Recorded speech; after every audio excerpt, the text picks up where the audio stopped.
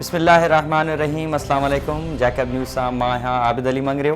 पेश आहिनि हिन वक़्त जूं हेडलाइंस। जैकबाबाद म्यूनसिपल कमेटी ख़ानगी माण्हुनि जी वांगारू बणियल। चीफ म्यूनसिपल ऑफिसर जे हुकुम ते म्यूनसिपल जा ट्रैक्टर ख़ानगी वाह जी खाटी करण में मसरूफ़। मुंदरानी माइनर जी सफ़ाई में म्यूनसिपल कमेटी जैकबाबाद जी मशीनरी सरेआम इस्तेमाल कई पई वञे।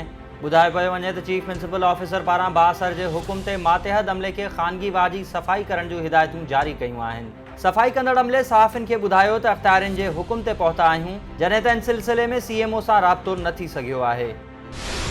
बख्शापुर लॻ मोटरसाइकिल ऐं ट्रैक्टर में टक्कर, 2 औरतूं फौत, 2 ॼणा ज़ख़्मी। इंडस हाईवे ते तेज़ रफ़्तार मोटरसाइकिल ऐं ट्रैक्टर ट्राले में ज़ोरदार टक्कर जे नतीजे में 2 औरतूं मुस्मात मलूक ज़ादी ऐं मुस्मात हसीना ख़ातून फौत थी वयूं, जॾहिं त लाल मोहम्मद ऐं अयाज़ सख़्त ज़ख़्मी थी पिया, जिन खे तिब्बी इमदाद ॾियण बाद गणती जोगी हालत में रहीम यार ख़ान मुंतक़िल कयो वियो। पेरिया सिटी में मासूम धनार में हेठियां चिभाट जी फौत।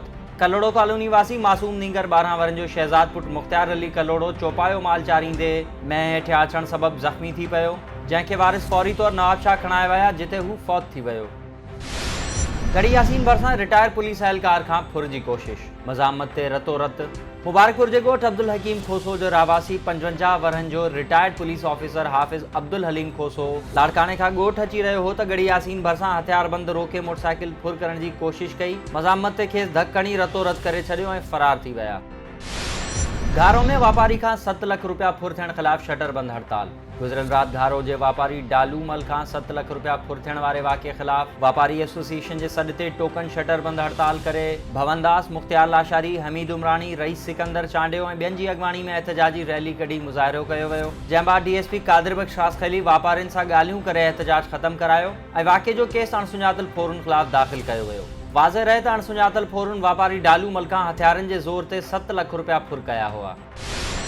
कोटकी वेझो थैलेसीमिया मर्ज़ में मुब्तला पोरियत जे मासूम नींगर जो इलाज न थियण सबबि गणती जोगी हालत। ख्वाहरा भरिसां ॻोठ जुम्मन भुट्टो वासी पोरियत नेक मोहम्मद भुट्टो जो थैलेसीमिया जहिड़े मूज़ी मर्ज़ में वरतल 5 वरनि जो मासूम पुट सूरज भुट्टो जी हालत इलाज न थियण सबबि ख़राब थी वई आहे। पोरियत मौजूब पुट जे इलाज ते घर जो समूरो सामान खपाए छॾियो आहे।